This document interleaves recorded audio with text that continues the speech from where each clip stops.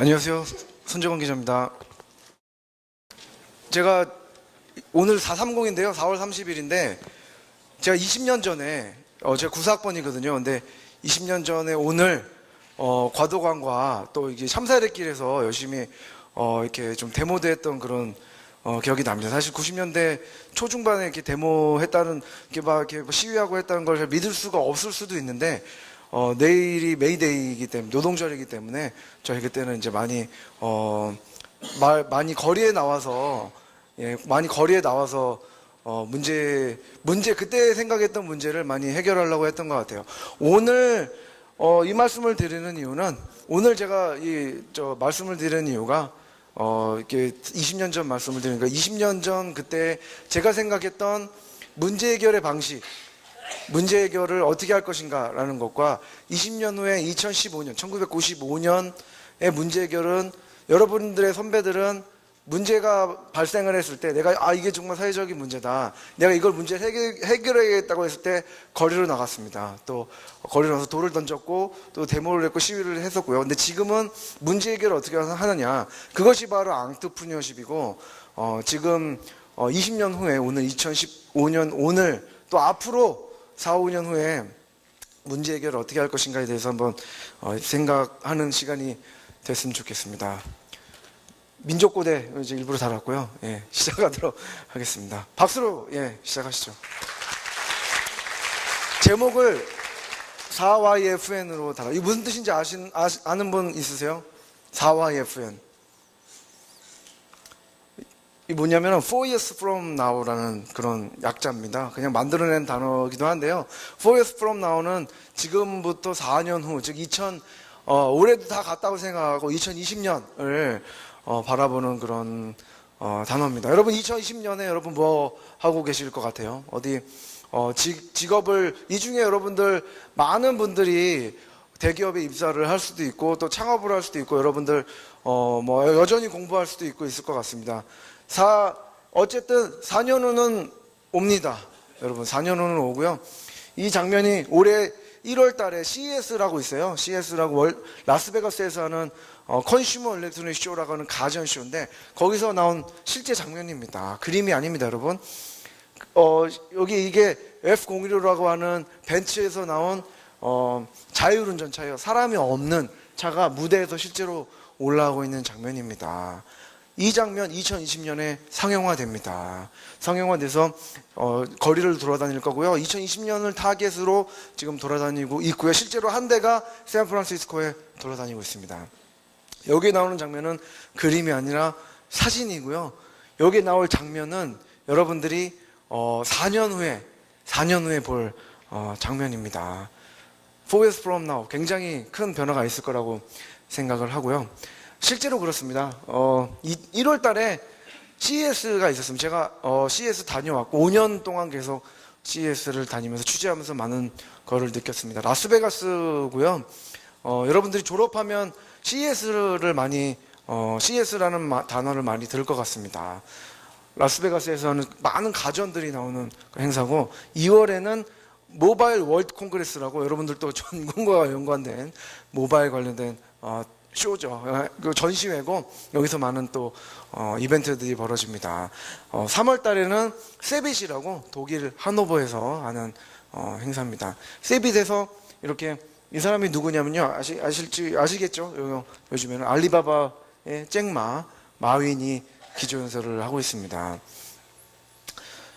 참 마윈의 기조연설 보면서 참 느낀 게 언제적 중국인데 이렇게 중국이 이렇게 기조연설을 하고 마치 대한민국이 중국이 지금 뭐 알리바바나 뭐 텐센트 이런 샤오미 같은 이런 회사들 때문에 마치 대한민국에 있는 기술가 한국이 굉장히 뒤져 있는 듯한 느낌이 들기도 합니다. 근데 어떻게 제가 한문학과이기 때문에 저는 중국 문학과 한국 문학, 고전 문학을 공부를 우리 안암에서 했지만 중국은 존경하는 나라지만 제 태어난 이후부터 한 번도 중국은 한국보다 앞서 있었던 적은 없는 것 같습니다.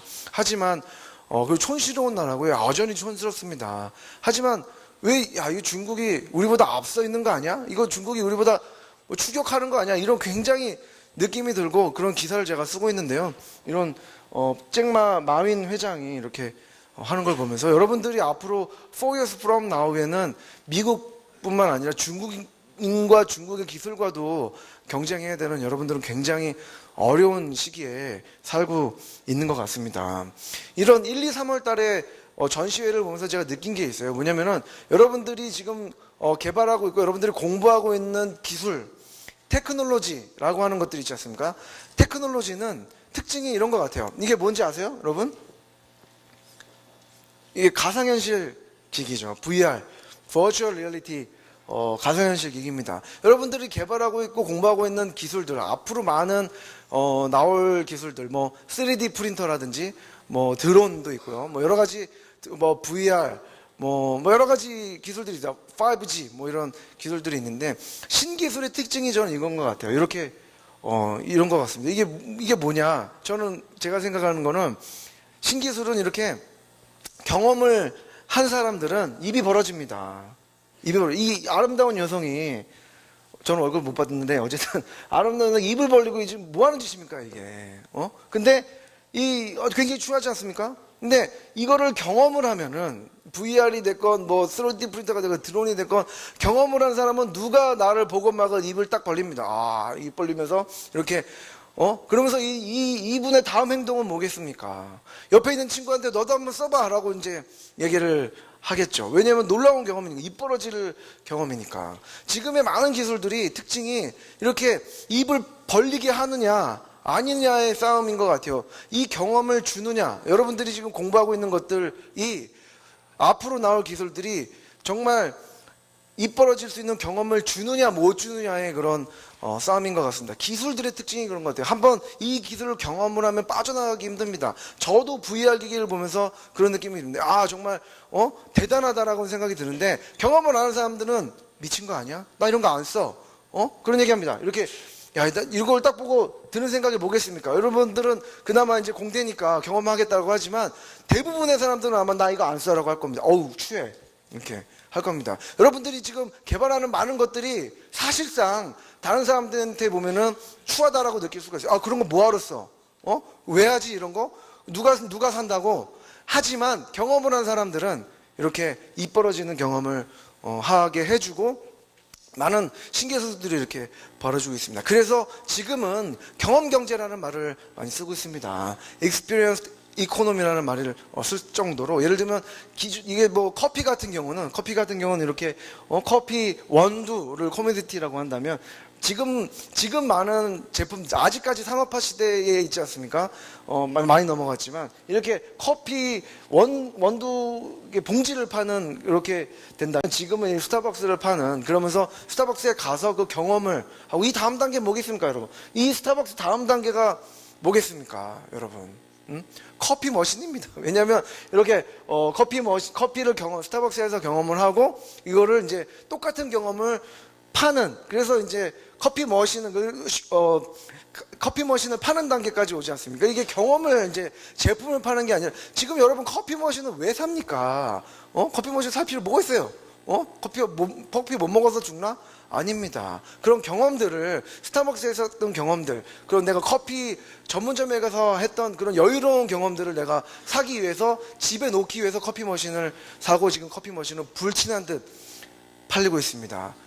커피 머신이 필요해서 커피 머신을 사고 싶어서? 아닙니다. 그 경험을 사기 위해서, 그 경험을 다시 경험하기 위해서 커피 머신을 삽니다. 앞으로 많은 기술들이 이렇게 경험을 주느냐 안 주느냐의 싸움으로 가게 될 것입니다. 그리고 지금 기술들의 특징은 많은 것들이 여러분 재정의가 되고 있습니다. 모든 것들이 재정의가 되고 있습니다. 여러분 가전 뭡니까? 이런 냉장고, 세탁기, TV 우리가 가전이라고 부릅니다. 가전 여기입니다. 가전 한자로 풀어보면 이거예요. 집에서 쓰는 일렉트로닉스, 이게 가전입니다. 여러분 컨슈머 일렉트로닉스를 번역하면 어떻게 됩니까? 가전이에요. 가전입니다. 집에서 쓰는 거, 집에서 쓰는 거죠. 지금은 하지만 가전이 무엇입니까? 이런 드론, 지금 CES에서 제일 많이 나왔던 게 하늘에는 드론, 땅에는 로봇, 이런 거 아니겠습니까? 스마트카, 이런 것들이 지금 나오고 있습니다. 드론, 여러분 드론이 뭐냐? 가전입니다. 지금은. 왜냐? 뭐 가전의 특징인 거죠. 여러분들 어렸을 때, 여러분 부모님들 세대에는 가전은 뭐 냉장고, 세탁기 다 부잣집에만 있었습니다. 지금은 가전은 누구나 가지고 있습니다. 드론도 마찬가지입니다. 여러분 드론을 제일 많이 볼 수 있는 데가 어딘 줄 아세요? 드론 그 무인 항공기 있지 않습니까? 이거 제일 많이 볼 수 있는 데가 어디입니까? 중국 아닙니다. 제일 많이 볼 수 있는 데가 중동입니다. 왜? 무인 폭격기입니다, 여러분. 드론은 무인 폭격기예요. 원래 40년, 50년 된 기술입니다. 신기술이 아닙니다. 이 무인 폭격기, 군사용도로 쓰이는 무인 폭격기가 지금은 40만 원대, 50만 원대, 심지어는 2박 3일로 뚝딱 만들어낼 수 있는 드론이 됐습니다. 쉽게 누구나 살 수 있는, 여러분 가격이 혁신이에요. 이노베이션은 가격입니다. 저렴하게 살 수 있어야 그게 혁신인데 지금은 드론이 가전이 되고 있습니다. 가전은 재정이 되고 있습니다. 로봇 마찬가지입니다. 여러분 로봇, 아시모 로봇, 혼다의 아시모 로봇, 제가 아직도 있습니다. 얼마입니까? 그거 어떻게 사? 여러분 로봇을 어떻게 사요? 로봇 살 수 있습니까? 저 청소기 로봇 말고 살 수 있어요? 삽니다. 실제로 일본에서는 삽니다. 페퍼 로봇 나왔습니다. 일본에서 이렇게 마사요시 손 아니겠습니까? 여기 페퍼 로봇 지금 100만 원, 200만 원대 사이에서 완판됐습니다. 커뮤니케이션 로봇입니다. 지금 여러분 가전 100만 원, 200만 원대예요. 이 로봇이 처음 나온 데 언제입니까? 1932년에 처음 나왔습니다. 지금 앞으로 4 years from now 로봇 1인 1로봇 글쎄요. 4년 4 years from now 모르겠지만 10년 뒤에는 모르죠. 정말로 가정에 이런 커뮤니케이션 로봇이 한 대 있을 법한, 이게 미래입니까 여러분? 미래가 아닙니다. 곧 여러분들 앞에 찾아올 것입니다. 모바일도 마찬가지입니다. 모바일을 번역하면 뭐가 됩니까? 전화입니다. 전화.電話. 전화 아니겠습니까? 갤럭시 S6 이번에 MWC에서 나왔습니다. 전화입니다. 스마트폰. 이걸 번역하면 어떻게 됩니까? 일렉트로닉 스피킹인가? 그죠? 어쨌든 전자로 하는 말입니다. 이게 전화예요. 우리가 생각하는 스마트폰, 전화. 하지만 여러분, 이게 뭡니까 이거? 애플 와치입니다. 오늘 제 페이스북 친구가 올린 전화 잘 된다고 나온 겁니다. 여러분 이게 전화입니까? 시계입니까? 이건 전화인가요? 시계인가요? 여러분들도 이미 늙었어요. 왜냐? 여러분들은 머릿속에 이미 전화와 시계는 머릿속에 있습니다. 전화는 이런 스마트폰이 이런 게 전화고, 시계는 이렇게 손목시계라든지 벽에 걸린 게 시계죠. 하지만 이거는 전화입니까? 시계입니까? 여러분. 그냥 와치입니다. 애플 와치입니다. 애플 와치가 리디파인 하고 있는, 재정의를 내리고 있는 거죠. 전화와 시계를 다시 정의를 내리고 있습니다. 제가 딸이 3살이에요. 우리 딸 입장에서, 여러분들도 이미 갈참이에요. 우리 딸 입장에서, 이거를 보면서 전화라고 하겠습니까? 시계라고 하겠습니까? 이거는 전화이자 시계입니다. 지금 많은 것들이 재정의가 되고 있습니다. 이건 MWC에서 나온 모바일의 정의입니다. 제가 MWC, 모바일 월드 콩그레스라고 스페인 바르셀로나에서 하는 행사인데요. 2010년에 갔었습니다. 2010년에 가장 큰 화두가 모바일, 스마트폰이란 무엇인가? 안드로이드였습니다. 애플 iOS였습니다. WAC라고 왁이라고 통신사업자들이 모여가지고 앱스토어 만들겠다. 앱스토어 이런 것들이 2010년도에 주로 화두였습니다. 모바일이 다시 연다. 여러분 올해 이게 나오는 모바일의 화두예요. 여기에 여기 영어를 읽기 복잡한 분들 있어가지고 제가 이렇게 키워드만 뽑아와 봤습니다. 지금은 모바일이 이겁니다. 모바일 트랜잭션, 리얼 앤 버추얼, IoT, 사물 인터넷이죠. IoT, 디스인터미디에이션, 탈중계화 이런 거죠. 커넥티드 컨슈머. 여기에 이 모바일이 여기 안드로이드라는 말, iOS라는 말, 태블릿이라는 말 없습니다. 앱스토어란 말 없습니다. 5년 전에는 그것이 모바일이었습니다. 하지만 지금은 이런 머니, 익스피리언스, 디스인터미디에이션 이런 것들이 지금 모바일이 되고 있습니다. 여러분들이 이미 모바일이라고 하면은 머릿속에 전화라고 떠올리면은 이미 여러분들 늙은 것입니다. 여러분들 이미 옛날 시대에 사는 사람들이에요. 지금은 모바일이 재정의가 되고 있습니다. 여러분 핀테크 들어보셨습니다. 금융 여러분. 저는 그렇게 생각합니다. 가정과 전화는 재정이 되고 있는데 금융은 핀테크로 인해서 오히려 본질에 가깝게 가고 있다. 우리 선조들이 금융이라고 파이낸스라고 했던 정의에 오히려 근접하게 가고 있습니다. 이걸 한자를 제가 한자를 해제해 보겠습니다. 금이 이거 뭡니까? 금이 머니 아니겠습니까? 돈이겠죠? 융이 무슨 뜻입니까, 여러분? 응? 융이 융합할 때 용자예요? 융합할 때. 융을 뜯어보겠습니다. 요거 뜯어보면 요게 이제 콩이죠. 콩이고 요게 이제 펄펄 끓는 솥이에요. 콩 같은 음식을 여기 펄펄 끓는 이 솥에 넣고 이 충자인데 이걸 추 해가지고 이제 융자를 음찬 겁니다. 이렇게 음식을 팔팔 끓고 뽑다 이런 뜻이에요. 융이 원래 융자 여러분 융합할 때 지금 컨버전스라고 하고 융합 여러분 얘기를 많이 합니다. 융의 뜻은 뭡니까 여러분? 노골융입니다. 원래 융합이라는 거는 비빔밥이 아닙니다. 비빔밥은 물성이 변하지 않아요. 콩나물 고춧가루 밥이 변하지는 않습니다. 그냥 섞은 거일 뿐입니다. 원래 융합이라는 거는 물성이 변해야 됩니다.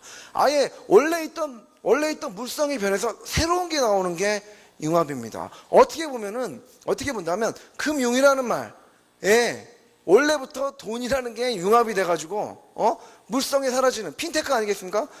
모바일로 결제를 하고 모바일로 대출을 하고 이런 것들 이런 원래부터 금융의 본질이 원래 핀테크가 아니었나라는 그런 생각을 해봅니다. 이렇게 페이 하고 이런 것들이 오히려 금융의 본질에 가까운 오히려 가깝게 재정의가 되고 있다라고 저는 생각을 합니다. 여러분들 대학에 있지만 대학도 마찬가지입니다. 우리 자랑스러운 고려대학교지만 우리 대학도 여러분 한자로 보면 이렇게 다쉐 아니겠습니까? 큰 대학입니다. 대학. 근데 여러분 지금 대학은 어느 것입니까? 무크 아시죠 여러분? 무크 매시브 온라인 오픈 온라인 코시스 무크 아니겠습니까? 이렇게 밖에서도 들을 수 있고 대학 수업을 들을 수 있습니다. 여러분 지금 아무리 대학에서 제가 여러분 이렇게 대학 수업을 통해 가지고 들어봐야 기껏 대학 300명밖에 여러분 못 듣습니다. 하지만 저렇게 촬영을 하고 이렇게 사람들이 보면은 3만 명 4만 명이 같이 동시에 들을 수가 있습니다. 대학이라는 개념은 대학이라는 정의도 계속 바뀌고 있고 계속 확장하고 있습니다. 여러분들이 지난 4, 5년간 있었던 대학과 앞으로 4, 5년 후 변화할 대학은 다른 대학이 될 것입니다. 여러분들이 졸업하자마자 바로 대학의 모습은 바뀌고 대학의 본질도 바뀌게 될 것입니다. 많은 것들이 이렇게 재정이 되고 있는 것은 이런 기술 때문입니다. 클라우드, 모바일, 소셜, 빅데이터라는 기술 때문에 이렇게 많은 재정의가 내려지고 있습니다. 하지만 저는 이거를 단순히 기술이라고 생각하지 않습니다. 클라우드, 모바일, 소셜, 빅데이터는 저는 인프라스트럭처라고 생각을 합니다.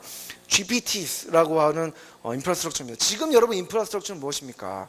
전기, 수도 이런 것들이 인프라스트럭처입니다.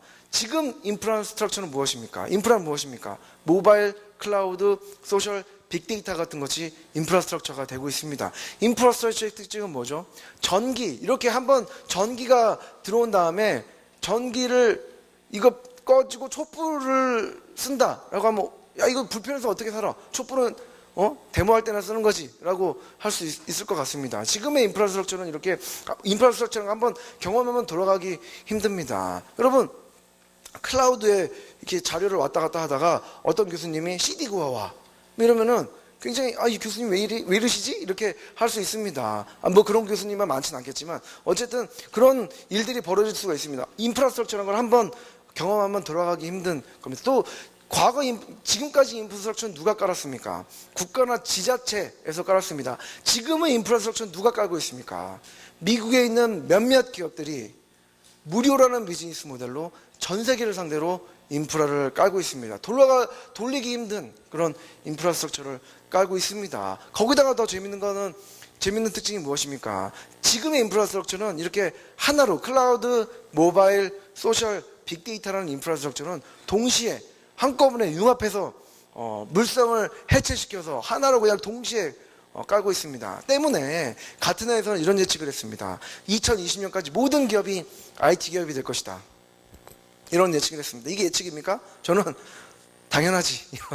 당연하지라는 생각이 듭니다. 이게 왜냐? 지금은 어떤 비즈니스가 농업, 패션, 뭐 어떤 비즈니스가 이렇게 인프라, IT와 클라우드와 모바일과 소셜과 빅데이터가 융합되는 그런 환경에 어떻게 자유로울 수 있겠습니까? 2020년까지 모든 기업이 IT 기업이 될 것이라는 말은 저는 당연하다는 생각이 듭니다. 그렇기 때문에 여러분들 이런 기업들 아시죠? 노키아, 모토로라, 블랙베리, 이 기업, 코닥, 특히 코닥은 어떤 회사입니까, 여러분? 예전에 디지털 카메라 원천 기술을 가지고 있던 회사입니다. 코닥, 이 회사들 지금 어떻게 됐습니까, 모두? 이 회사들 어떻게 됐죠? 다 코닥 됐습니다, 여러분. 저는 이 코닥이 코닥이라는 단어가 회사 이름이 아니다. 이건 동사다라고 생각을 합니다. 왜? 정말 적응을 못하면 이게 코닥이라는 말 우리말로 약간 비속어를 쓰고 얘기하면 한 방에 훅 가다. 졸리면 죽다. 졸면 죽는다. 뭐 이런 얘기 아니겠습니까? 여러분 회사만 코닥됩니까? 개인도 코닥됩니다. 그게 뭐 예전에는 개인의 경쟁력이라는 이름으로 우리가 또 지금도 아주 쓰고 있습니다만은 뭐 그런 거죠. 국가도 여러분 코닥됩니다. 여러분 우크라이나 어떻게 됐습니까? 우크라이나 작년에 나라가 쪼개졌어요. 쪼개집니다. 영국 어떻게 됐습니까? 영국 작년에 나라가 쪼개질 위기에 있었습니다. 스코틀랜드 독립하려고 그랬죠. 시리아 지금 여러분 어떻게 됐습니까? 시리아 그 아름다운 다마스쿠스 수도를 가지고 있는 시리아 아작나고 있습니다. 지금 오만 어떻게 됐습니까? 지금 우리가 여러분들이 아는 국가 지금 생각하는 여러분들이 생각하는 것들 시대가 바뀌고 많이 바뀔 것입니다. 코닥될 수 있습니다. 사실 작년 세월호 사태나 많은 이런 것들이 한국도 코닥될 위기에 처해 있어서 그러지 말자고 우리가 계속 정하고 있는 것이 아니겠습니까? 기업만 코닥되는 것이 아닙니다. 개인, 사회, 국가도 코닥될 수 있다고 생각합니다. 그런 의미에서 앞으로의 그런 변화들, 지금 지난 20년간 변화, 또 앞으로 20년간 변화, 우리는 인플렉션 포인트, 즉 변곡점에 있다라는 그런 표현을 쓰고 싶습니다. 제 말이 아니고요. 여기 에릭슨이라고 하는 통신 장비회사 CEO 한스 베스버그인데 이 사람이 했던 말을 제가 아이폰으로 냈다 찍어왔습니다. 우리는 인플렉션 포인트에 있다. 우리는 변곡점에 있다라는 것입니다. 지금까지의 디지털, 지금까지 여러분들이 있었던 변화. 제가 아까 1995년 20년 전 오늘 말씀드렸지 않습니까? 20년 전 오늘 여러분 저는 삐삐 차고 다녔습니다. 응답하라 1994 삐삐 여러분 기억하실 수도 있을 것 같습니다. 삐삐 차고 다녔습니다. 저는 중도간 과도간에 왜냐 검색 엔진이 없었기 때문에 그때도 책으로 리포트를 쓰려면 중도간 과도간에 가가지고 책을 대출을 받았습니다. 지금 여러분 말도 안 나올 정도로 그런 일이 있나라고 그러지만 지금 지난 20년간 벌어졌던 변화, 앞으로의 변화는 엄청나다는 거죠. 왜냐? 지난 20년간의 변화는 95년부터 오늘까지의 변화는 서막에 불과한 것입니다. 지금까지의 변화는 인스톨레이션 시기였다는 그런 얘기입니다. 서론 본론 결론이라고 두면은 지금까지 여러분들이 아는 디지털은 서론이 끝났어요. 이제 서론이 끝난 겁니다. 지금은 본론, 앞으로는 트랜스포메이션 기라는 거 대전환기가 오고 있습니다.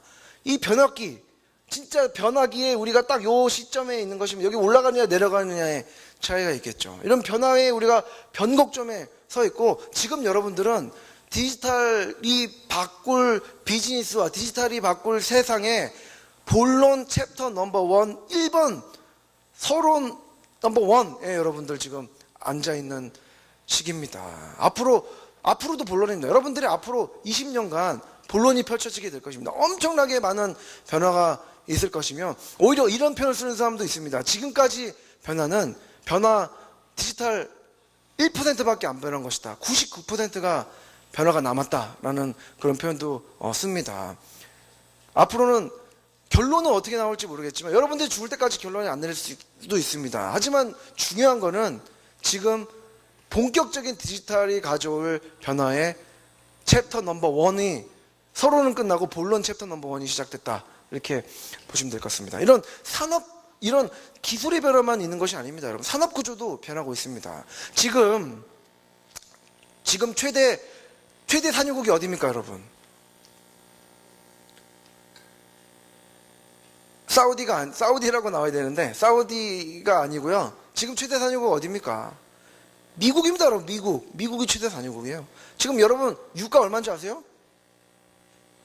1,400원대입니다. 지금 무슨 80년대 90년대도 아니고. 제가 유가 2,000원대 기사 썼던 기억이 납니다. 지금은 최대 산유국은 미국이고, 지금 개발도상국이 어디죠? 인도네시아, 인도, 브라질, 브릭스입니까? 아닙니다. 미국입니다, 여러분. 미국이 지금 개발도상국이 되고 있어요. 지난해 3분기 경제 성장률 5% 찍었습니다. 물론 연 경제 성장률을 보면 2에서 3% 갑니다. 중국도 여러분 7% 성장해요. 영국 인구 12억이, 미국 인구 3억 인구의 미국이 2, 3% 찍습니다. 한국 어떻게 됩니까? 한국 0.1%, 0%대입니다 지금. 1%도 안 돼요. 연간 성장이 2% 왔다 갔다 합니다. 미국은 3% 찍습니다. 작년 3분기에는 5% 찍었고요. 중국은 7%지만 가장 그 혁신 엔진을 가지고 제일 가장 많이 성장하는 나라가 여러분 미국이 되고 있습니다. 지금 우리가 예전에 가지고 있던 상식, 지금 새로운 상식 바뀌고 있습니다. 거기다가 모바일, 태블릿 이런 모바일이 데스크톱을 추월하기 시작했죠. 사람들이 다 태블릿 모바일만 보고 데스크톱 잘 안 봅니다. 거기다가 또 최대 인구 지금 최대 인구는 어디입니까? 당연히 중국입니다. 하지만 여러분들은 최대 인구가 어디냐라는 질문에 중국보단 페이스북이다라는 대답이 나와야 한다고 생각합니다. 왜냐하면 여러분들은 자랑스러운 고대공대인들이기 때문에. 왜냐? 페이스북 인구가 여러분 14억을 뚫었어요. 올 1월 달에 14억. 이게 가입자가 아닙니다. MAU라고 Monthly Active User가 살아있는 인구입니다. 페이스북에 살아있는 인구가 14억입니다.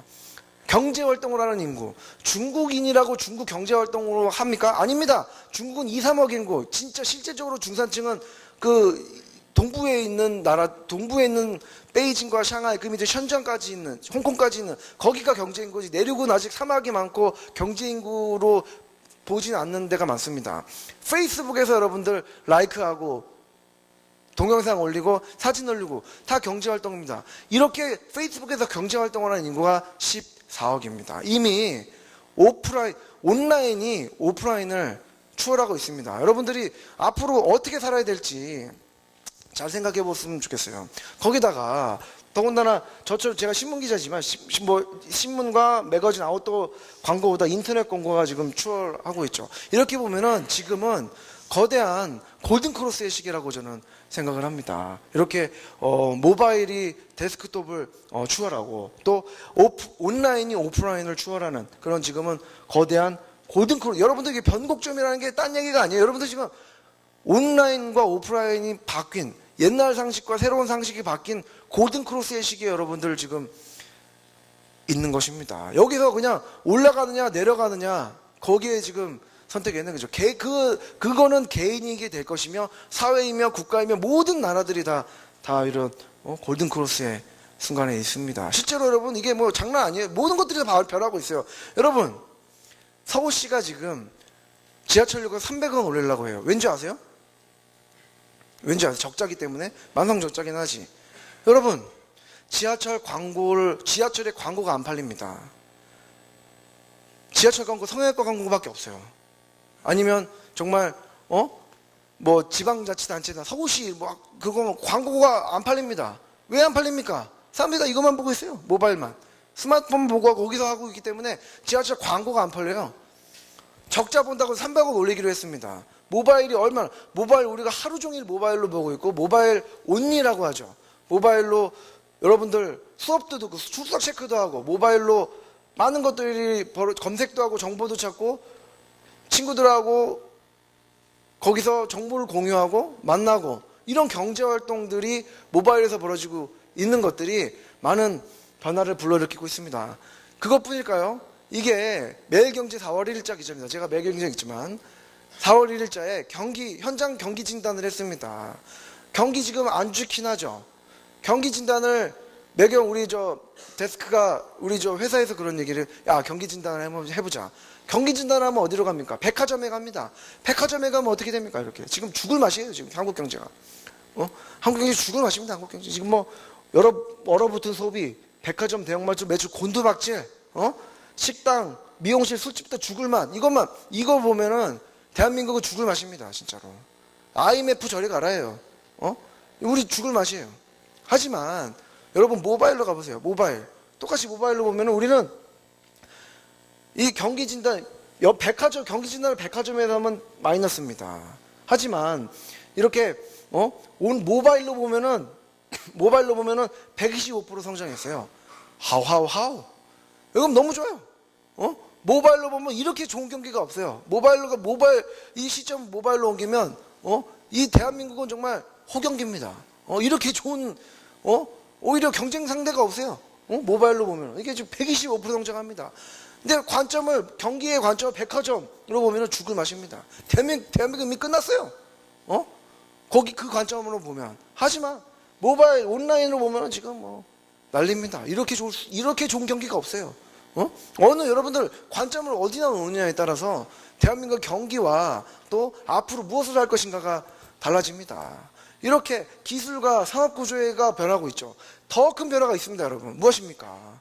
인구 구조가 변하고 있습니다, 여러분. 밀레니얼들이 오고 있죠. 여러분들이 밀레니얼이죠. 밀레니얼이 뭡니까? 80년대생부터 2000년대 중반까지 태어난 여러분들 밀레니얼 세대죠, 그죠? 2000년대 중반까지 태어난 18에서 34세 이렇게 밀레니얼들입니다, 여러분. 밀레니얼들, 여러분들의 세대가 지금 오고 있어요. 무슨 뜻이냐? 밀레니얼들이 이거 백악관절입니다. 이거 제가 사람들마다 디파인이 다르기, 사회학자마다 디파인이 다르기 때문에 백악관절을 가져왔습니다. 밀레니얼들, 지금 올해 2015년부터 밀레니얼들이 그동안의 최대 인구라고 하는 베이비 부모, 부모님 세대죠. 2차 세계대전 이후에, 한국전쟁 이후에 태어난, 그래서 여러분들 삼촌 많습니다. 가족들이 많아요. 애 많이 낳거든요. 이렇게 베이비 부모가 원래 최대 인구입니다. 하지만 올해부터 밀레니얼들이, 여러분들 세대가, 밀레니얼들이 베이비 부모를 추월하기 시작했어요. 인구 수주 규모로. 그 밀레니얼들이 지금 회사에 입사하고 있습니다. 이렇게. 회사에 입사하고 있죠. 여러분들 이렇게 있죠.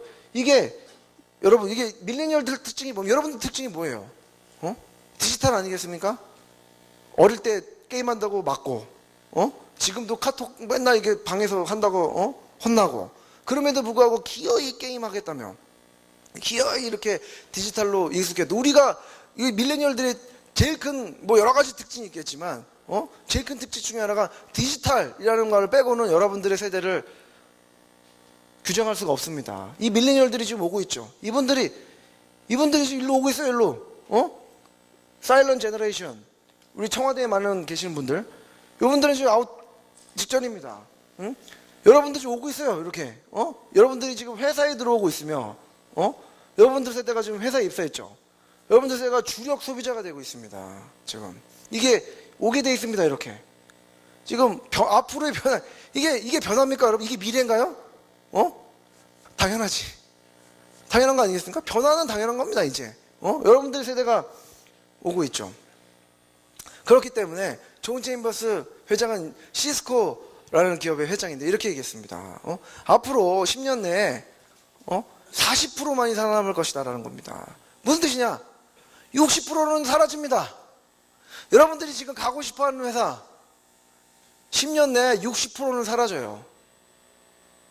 이게 공포스러운 얘기입니까? 이거를 제가 CES에서 가서 봤을 때 거기서 2,000명, 3,000명이 있는 사람들, 숫자 셀 수 없는 사람들이 이걸 보고 40%, 60, 막 이런 게 아니라 이걸 보고 당연하지.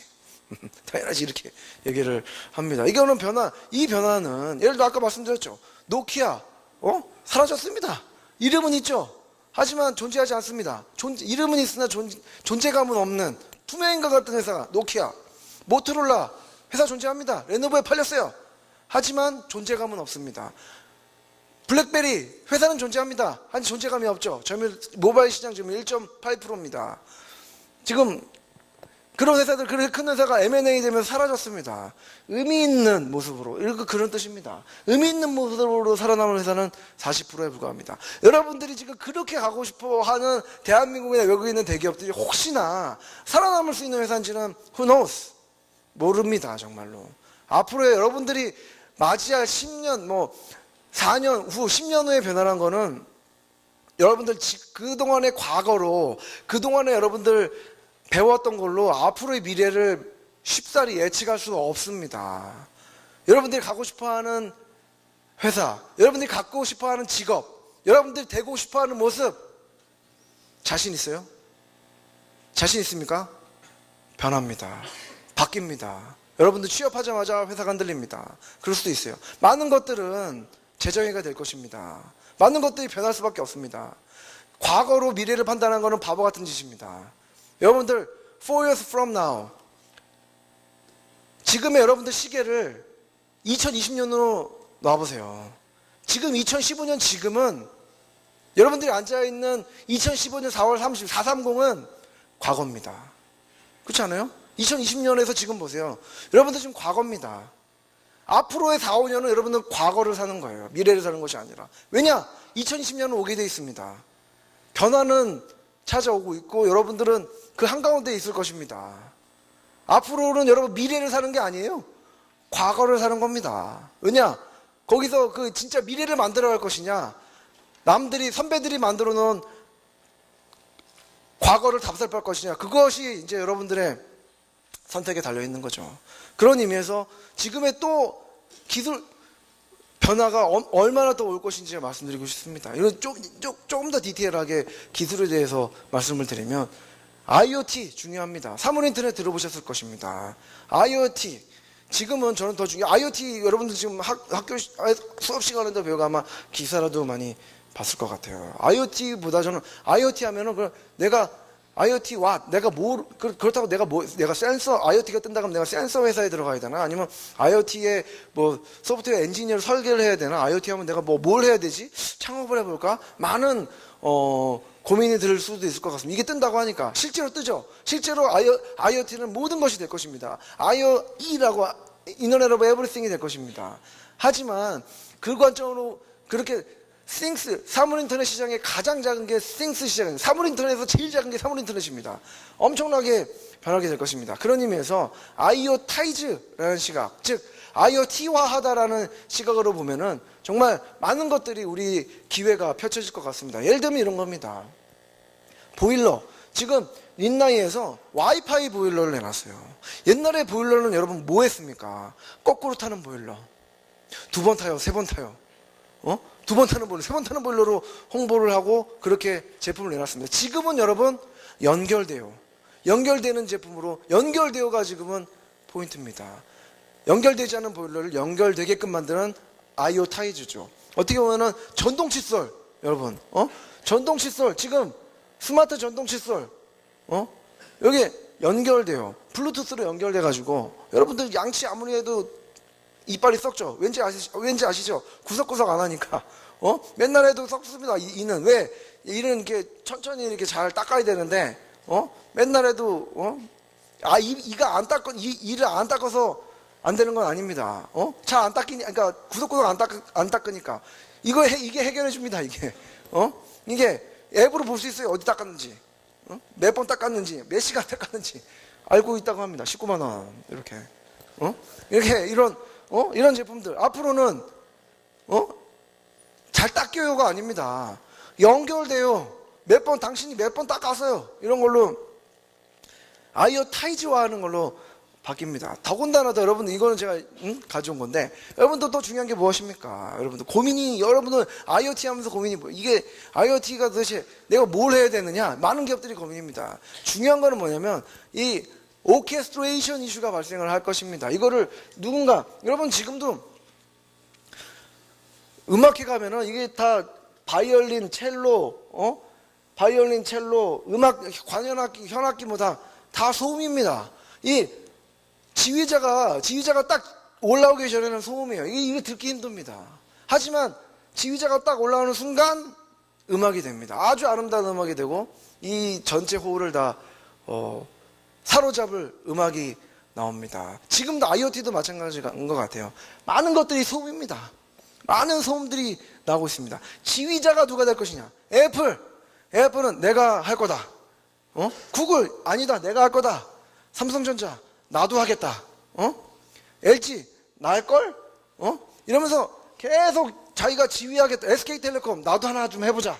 해가지고 지금 지휘자를 누군가 하겠다라고 하는 것 아니겠습니까? 지금 이 오케스트레이션의 이슈가 앞으로 여러분들이 중요하게 봐야 될 앞으로 전공을 하면서 앞으로 미래를 보면서 중요하게 생각을 해야 될 것 같고요. 그리고 3, 4, 5 여러분들 앞으로 눈여겨보셔야 될 것 같습니다.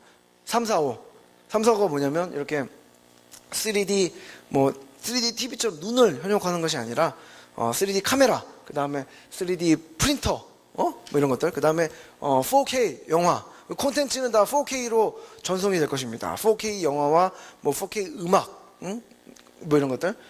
그 다음에 울트라 UHD라는 그런 표현도 씁니다. 그 다음에 이제 5G죠.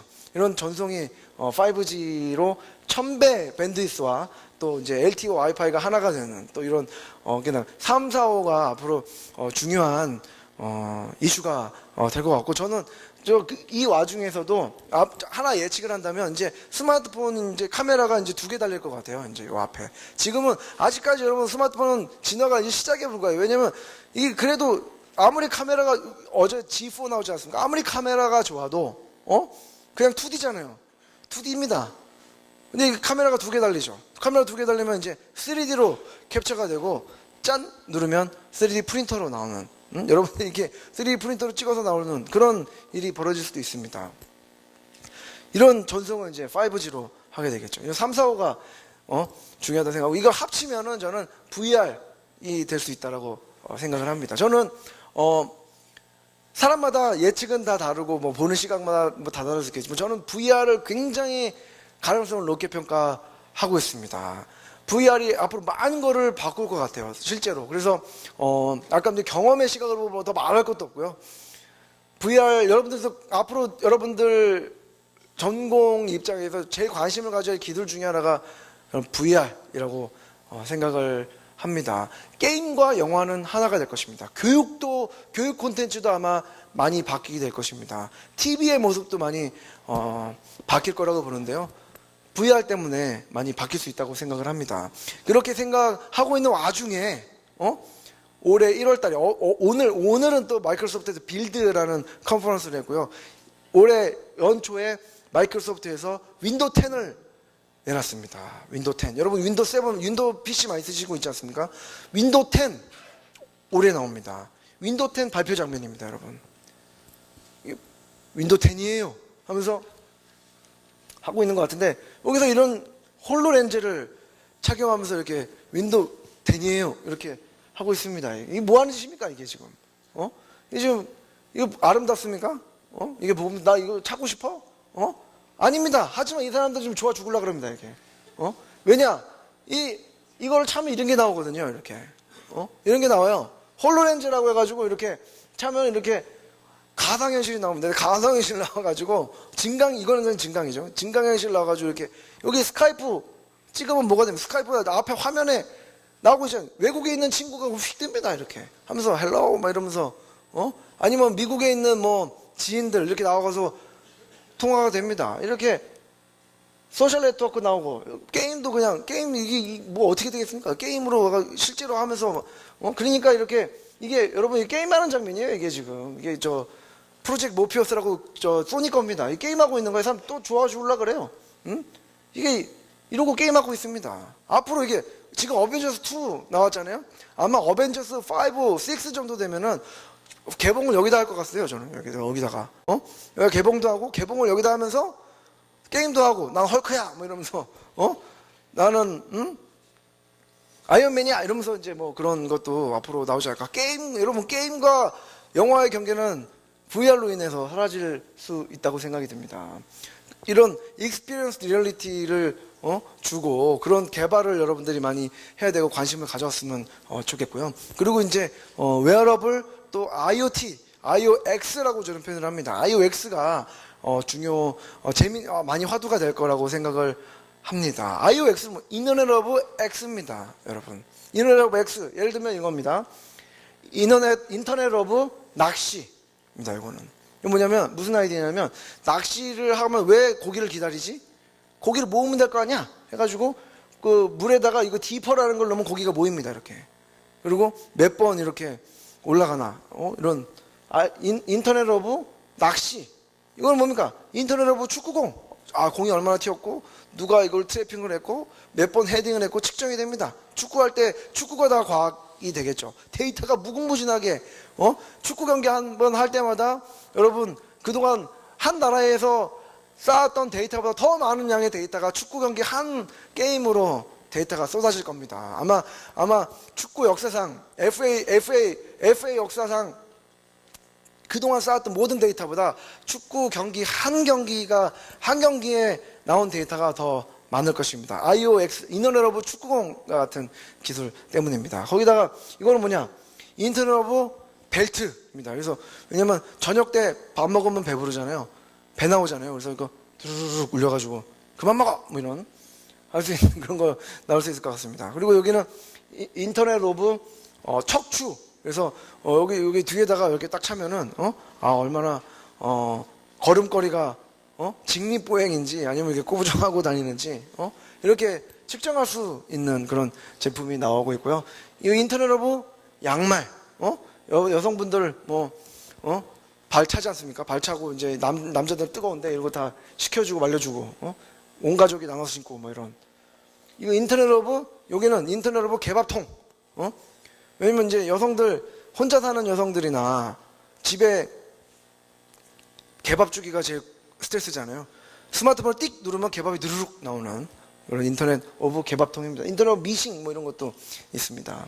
이렇게 저는 앞으로 인찬티드 오브젝트라고 이런 IOX 제품들이 굉장히 많아지는데 이런 것들이 매혹적인 사물이 돼야 살 수 있다. 그래서 앞으로 IOX 제품들은 매혹적인 사물이 돼야 되고 지금도 많이 쏟아지고 있는데 그중 일부만 살아남을 것입니다. 여러분들이 앞으로 관심을 가지고 여러분들이 앞으로 만들어야 할 IoT 제품들, IoTize 하는 제품들은 인찬티드 오브젝트, 매혹적인 사물이 돼야 한다고 저는 생각을 합니다. 그리고 이제 여러분들이 알아야 될 기술 중에 하나가 당연히 이제 보안이죠. 세큐리티라고 생각을 하고요.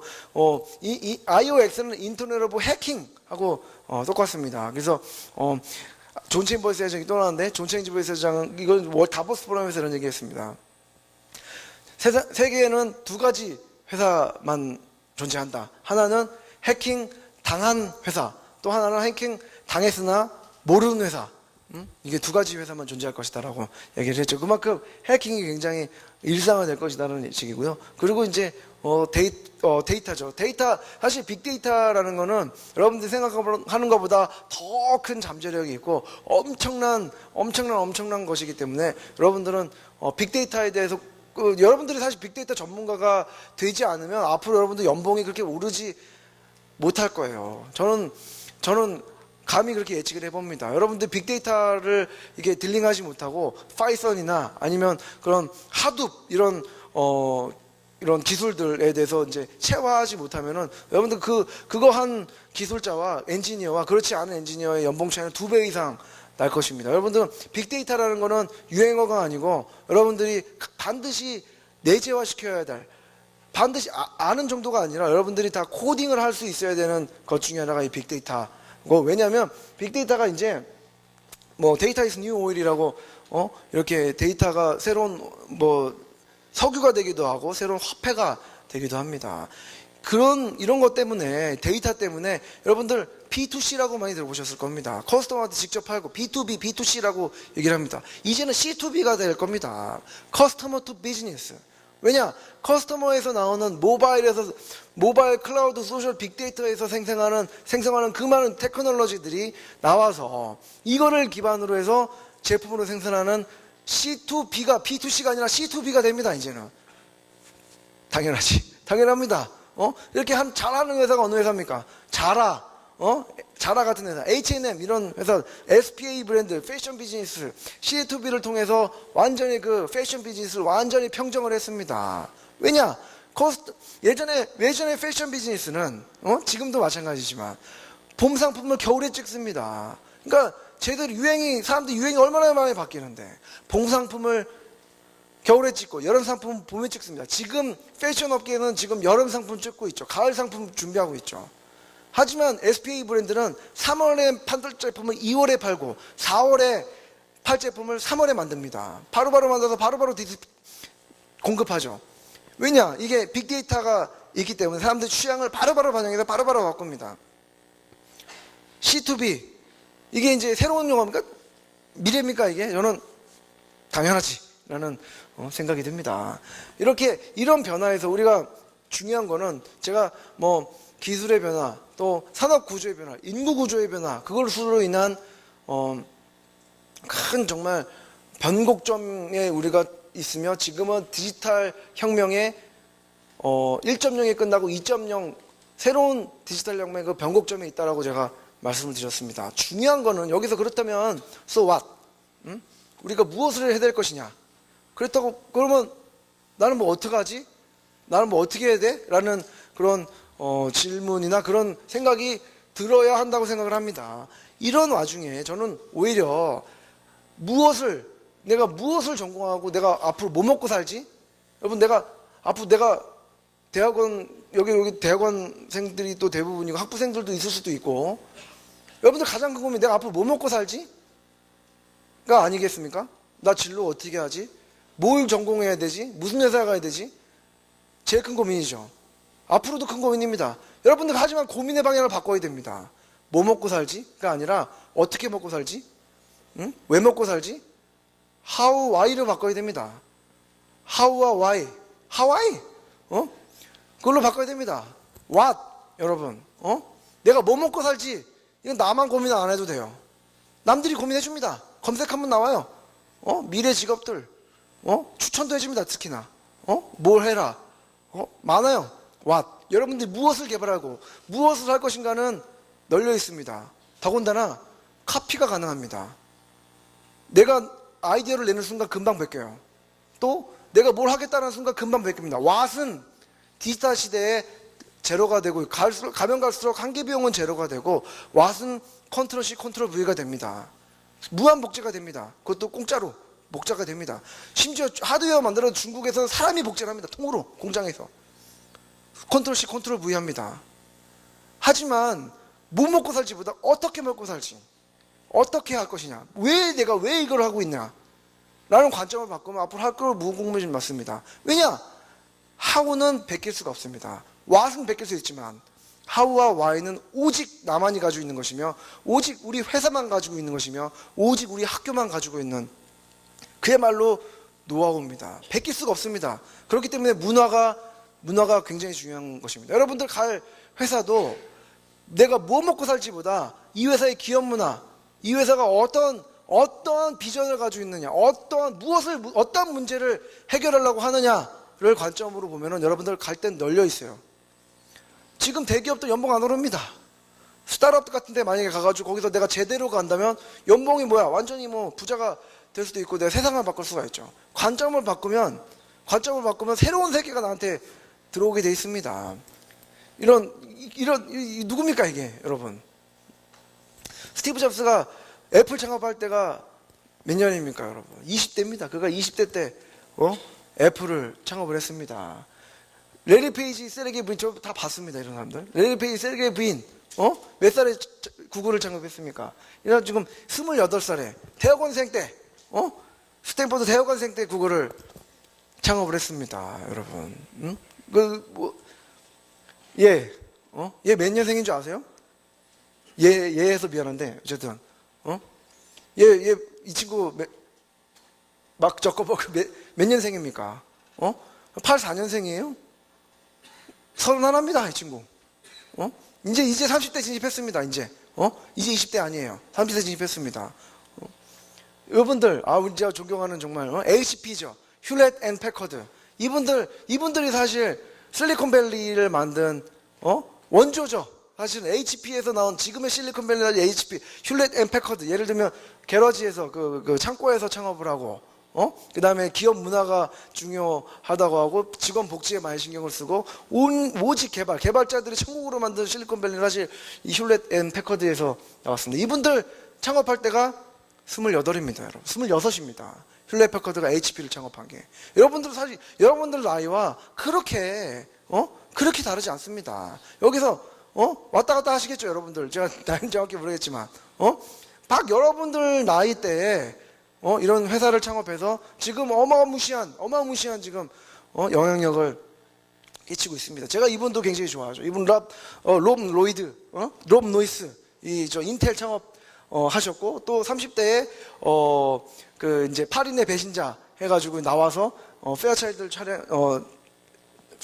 들어갔고, 40대에 이제 인텔을 창업한, 어떻게 보면 지금 실리콘밸리의 또 다른 레전드죠. 어떻게 보면 그 스티브 잡스가 이번 롭 노이스의 그 이렇게 문화생으로 들어가가지고 자기가 제일 존경하는 사람이라고 했던 사람이 로버트 노이스입니다.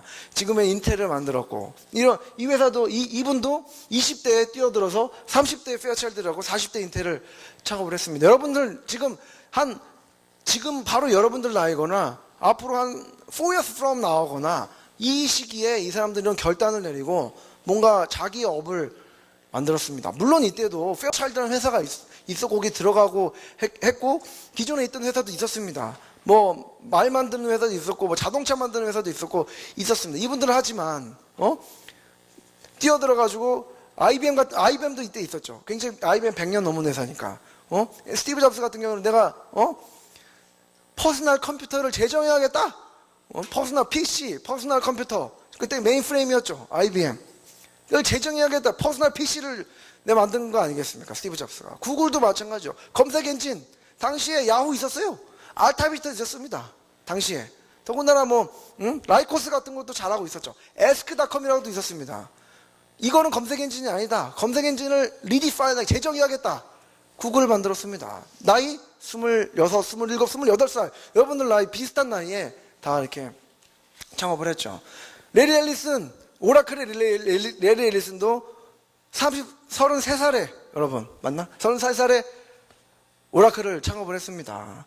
그랬기 때문에, 이 사람이 이제, 마이클 모리츠라고 세콰이어 캐피탈, CEO인데, 이게 유튜브 투자하고, 전설과 같은 VC죠. 이분이 이런 얘기를 했습니다. 무슨 얘기 했냐? 나는 투자를 한다. 어떤 회사? 세상의 문제를 고치기 위해서 새로운 아이디어로 무장을 하고 창업하는 20대한테 나는 투자를 한다라고 얘기를 했고, 실제로 이렇게 하고 있습니다. 실제로. 근데 이거를 보고 누군가는 이런 얘기, 내가 23, 여러분들은 이보다는 좀 나이 많죠, 그죠? 22, 23살이 세상을 바꿀 것이다. 난 아닌가? 아니면 나는 할 수 있나? 라고, 난 젊으니까 할 수 있지 라고 하는 사람이 있을 것입니다. 하지만 이 사람들, 이 마이클 모리츠는 조건을 달았어요. 여러분, 세상의 문제를 고치기 위해 세상의 문제를 고쳐야 됩니다. 여러분, 세상의 문제를 고치기 위해 새로운 아이디어로 무장을 해야 됩니다. 그리고 창업해야 됩니다. 창업이라는 게 회사를 만든다라는 것도 있지만 새로 시작한다. 그게 앙트프리너십이거든요. 앙트프리너십은 기업가 정신만이 아닙니다. 기업가 정신은 앙트프리너십으로 번역할 수 있겠지만, 앙트프리너십은 기업가 정신으로만 번역되지 않습니다. 시작가 정신, 혁명가 정신, 여러 가지로 앙트프리너십을 번역할 수 있습니다. 앙트프리너십을 가진 사람만 세상을 바꿀 것이다라는 것입니다. 여러분, 세상의 문제를 디파인을 하고 새로운 아이디어를 가지고 빠르게 실행해야 세상을 바꾸고 투자를 받을 수가 있습니다. 저는 그런 의미에서 제가 아까 처음에 말씀드린 클라우드, 이런 변화들, 이런 큰 변화와 선배들, 여러분들 선배들, 지금은 새로운 시대입니다. 클라우드, 모바일, 소셜, 빅데이터, 다시 제가 강조합니다. 여러분, 이거는 기술이 아닌, 트렌드가 아니라고 했습니다. 인프라스트럭처라고 했습니다. 여러분, 이건 기술이 아닙니다. 저는 방법론이라고 생각합니다. 클라우드, 모바일, 소셜, 빅데이터는 기술이 아니다. 방법론이다. 메소돌로지다라는 것입니다. 뭐냐? 클라우드하다, 협업하다는 뜻입니다. 여러분, 자료를 옮기고 자료를 나 혼자 꽁 해가지고 나 혼자 개발해야지, 이건 내 거야, 이거는 우리 랩에서만 할 거야, 이거는 내가 정말 최고야, 특허내가지고 해야지 라는 게 아니라 클라우드에 올리고 같이 협업하고, 코드 같이 나누고, 피어 리뷰하고, 이게 클라우드 하다는 뜻입니다. 여러분, 모바일하다, 같이 모바일, 항상 어자일하다는 뜻이 아니겠습니까? 언제 어디서나 미터 챌린지하고, 언제 어디서나 배우고, 언제 어디서나 바꾸고. 그게 모바일하다 하면, 모바일이 기술입니까? 여러분, 모바일은 방법입니다. 소셜이 무엇입니까? 여러분, 페이스북 하답니까? 트위터 하답니까? 물론 그렇죠. 하지만 소셜하다는 얘기는 인게이지하다는 뜻입니다, 여러분. 인게이지하다. 관여하고 뭔가 하다 이런 이거 저는 클라우드 모바일 소셜 빅데이터는 단순히 기술이 아니다. 인프라스트럭처다. 그리고 우리가 새로운 삶을 사는 방법이다. 일하는 방식이다라고 저는 생각을 합니다. 그렇기 때문에 다시 한번 여러분, 지금 여러분들이 앉아있는 지금 좋을 수가 없어요, 여러분. 지금 좋은 분들도 있지만 좋을 수가 없습니다. 지금 좋을 시간이 어디서 1996년에 이 인텔 CEO였던 앤디 그루브죠. 앤디 그루브가 96년에 나온 책이 편집광만이 살아남는다라는 책입니다. 근 20년 후에 다시 제가 이 책을 한번 봤습니다, 여러분. 지금 여기서 제가 아까 변곡점이라 얘기했죠. 여기 이 편집광만이 살아남는다. Only the Paranoid Survive라는 책에 이런 얘기 나옵니다. 인플렉션 포인트 나옵니다. 변곡점, 전략적 변곡점이라는 표현을 썼습니다. 이 앤디 그루브는. 우리는 1996년 때 얘기입니다, 여러분. 우리는 전략적 변곡점의 시기가 있다. 여기에서 올라가느냐 내려가느냐 지금 그 시기에 있다라는 1996년에 나온 얘기입니다, 여러분. 20년 만에 다시 왔습니다. 왜? 새로운 디지털이 오고 있기 때문입니다. 이때는 뭐가 왔습니까, 여러분? 인터넷이 왔습니다, 인터넷. 디지털, 그동안 이분이 있었던 디지털은 무엇입니까? 아날로그가 디지털화되는 것입니다. 앞으로의 디지털은 무엇입니까, 여러분? 눈에 보이지 않는 것들이 디지털화되는 그런 시기입니다. 프로세스가 디지털화되고, 심박동수가 디지털화되고, 숨소리가 디지털하고, 수면 시간이 디지털화되고, 제 거리수가 디지털화됩니다. 그게 무엇입니까, 여러분? 웨어러블, IoT. 뭐 이런 것들이 그런 겁니다, 지금. 눈에 보이지 않는 것들을 디지털화 만들고 있습니다. 변곡점에 지금 서 있는 거죠. 그렇게 이 책에 보면 이런 얘기가 나옵니다. 변곡점 사업 영역의 근본적 변화가 오는 시점이다. 뭐 지금이죠. 또 일본 반도체 추격으로 마이크로 프로세서로 집중하면서 메인프레임 고전하고 변곡점의 기획이 되겠다.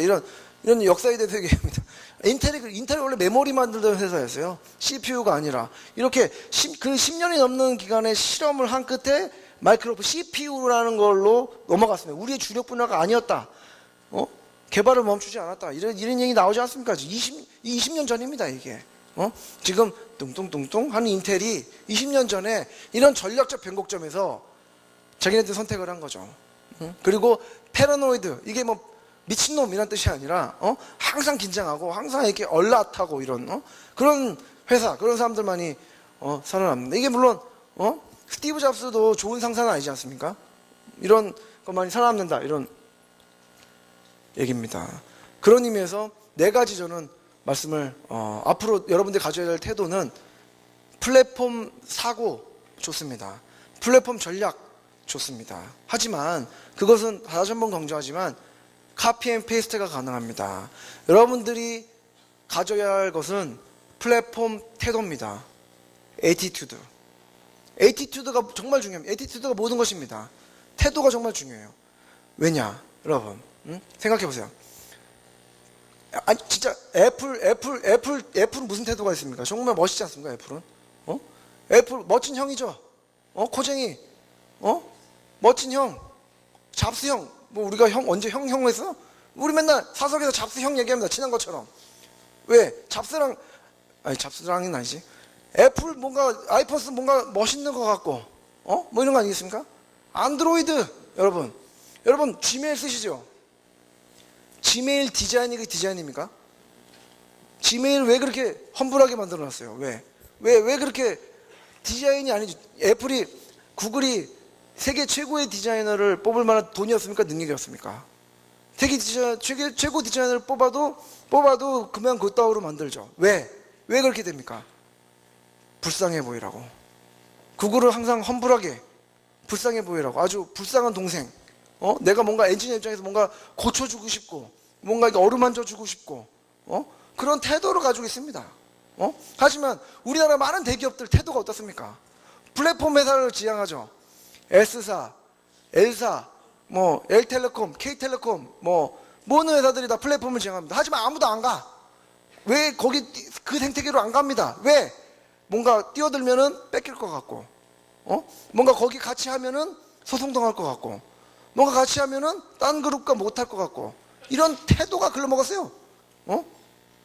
전략이 한국 사람들이 똑똑하지 않아서 그런 거 아닙니다. 한국 사람들은 태도가 글러먹었습니다. 왜? 우리 것만 하고 협업 안 하고. 지금 21세기에서는 우리가 바람직한 태도는 아니죠. 어릴 때부터 그랬습니다. 우리는 어릴 때부터 체육보다는 국영수하라고 혼자 대학 가라 그랬습니다. 운동해야 되는데, 축구해야 되는데. 협업은 사실 협업과 경쟁은 운동에서의 법입니다. 그래서 미국 애들이 자꾸 어릴 때부터 운동시키는 거예요. 우리는 운동하지 말고 공부하라 그러면 너 혼자 공부하고 너 혼자 대학 가라고. 노트 보여주면 혼났죠. 내가 대학 가야 되는데 얘 도와줄까 봐. 우리 어릴 때부터 협업을 못 배웠어요. 여러분 랩에서도 협업을 못 배웁니다. 뺏길까 봐. 이 태도를 바꿔야 됩니다. 이제는 협업하고 클라우드하고 모바일화하고 소셜하고 이러면서 새로운 가치가 나오게 될 것입니다. 그럼 뭐 당연히 이제 혁신을 품에 안아야 된다고 생각을 하고요. 또 두 번째로 노잉 두잉 갭, 지행 격차를, 이게 이제 지행 격차라고 하는데요. 노잉 두잉 갭을 알면은 실천하라라는 그런 얘기입니다. 이렇게 예를 들면 코닥, 이게 뭔지 아세요, 여러분?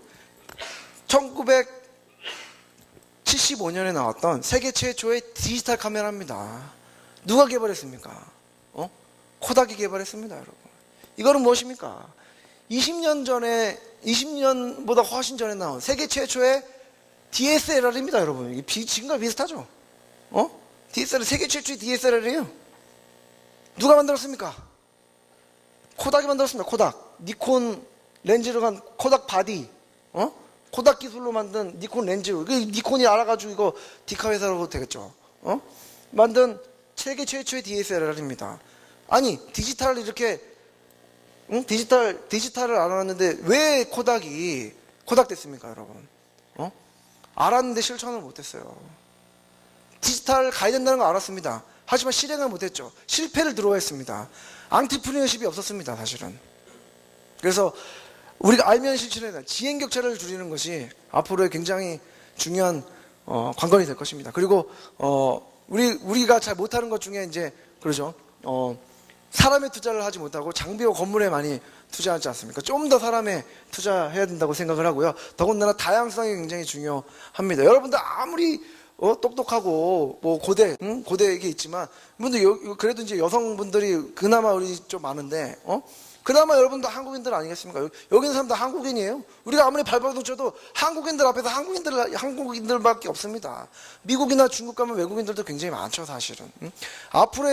앞으로는 정말 다이버시티가 굉장히 중요합니다. 그래서 이런 구글이 이게 구글링리스라고 구글다움이라는 표현입니다. 이게 돈비이블도 있습니다. 당신이 회사다. 불만 있으면 고쳐라. 성공은 오지한다. 겸손하라. 아까 제가 말씀드렸죠. 우리가 다양해야 한다. 숫자 결정, 의사 결정이냐. 최고 인재와 이러고 싶다. 이게 구글입니다, 여러분. 구글은 이거 무슨 제품을 만들겠다는 게 있습니까, 여기? 내가 어떤 세계 최고의 제품을 만들어서 이게 구글링리스인데 구글의 모토가 세계 최고의 제품을 만들어서 세계 최고의 제품으로 사람들 기쁘게 하겠다는 말 없습니다. 나는 어떻게 살겠다. 우리는 어떻게 일한다. 이런 얘기입니다, 지금. 이게 구글이에요. 구글은 어떻게 일하는가. 왜 일하는가. 우리가 왜 해야 되겠는가. 그게 이제 구글다움이고 그것이 이제 구글을 지금 만들고 있는 거고 지금 계속 혁신하는 이유는 구글이 그런 혁신하는 왓을 아는 게 아니라 방법을 아는 거죠. 어떻게 하면 혁신적인 아이디어가 나오는가. 여러분들도 평범한 엔지니어일 수가 있겠지만 실리콘밸리 가면 여러분 연봉 2배 많이 받고 또 혁신적인 아이디어가 나올 수 있어요. 왜입니까? 분위기가 그렇습니다. 실리콘밸리에 있는 사람들은 우리보다 똑똑합니까? 우리보다 IQ가 높은가? 아니면 우리보다 머리가 2개인가 걔네들은? 다리가 4개인가? 아이고 그러면 기형이긴 하겠지만 머리가 2개인가? 우리보다 똑똑한 아닙니다. 거기 가면 평범한 사람이 똑똑해져요. 왜? 그런 분위기 때문입니다. 한시도 가만 안 놔둡니다, 거기는. 그런 분위기. 그럼 여러분들 랩과 여러분들 가족, 여러분들 친구는 그런 분위기를 만들어야 됩니다. 혁신하는 분위기. 뭔가 그런 분위기를 만드는 분위기를 여러분은 만들어야죠, 사실은. 우리 민족고대 아니겠습니까? 이 고대가 그런 혁신적인 분위기를 만들어낸다고 저는 생각을 합니다. 마지막으로 이런 혁신을 가져오는 생각은 문샷 싱킹입니다. 문샷 싱킹, 이런 달나라로 가자라는 생각인데 이거는 동영상을 보겠습니다.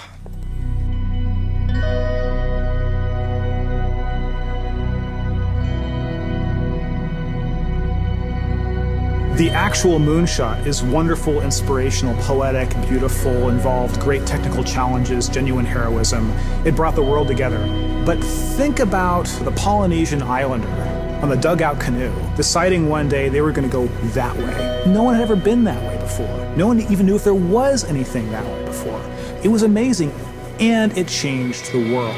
People can set their minds to magical, seemingly impossible ideas, and then through science and technology, bring them to reality. And that then sets other people on fire, that other things that look impossible might be accomplishable. Galileo is such a hero, in thinking big, and what he represents to me is both curiosity and wonder that humanity had, that pushed him and drove himself to invent and work on the first telescopes that allowed us to see the moon, and here we are. These aviation pioneers were figuring it out as they went. No one really knew how to build an airplane, right? No one knew how to fly an airplane. It was amazing and crazy and wonderful, and they wanted to explore. Many years ago, the great British explorer George Mallory, who was to die on Mount Everest, was asked why did he want to climb it. He said, because it is there. There's so many challenges in the world, and you can feel daunted by that, and sort of oppressed by that, or you kind of say, how might we think differently about this? Everyone else in the world is working on that next 10%. If you can be the one that delivers that 10 times improvement, you have a chance to really change things.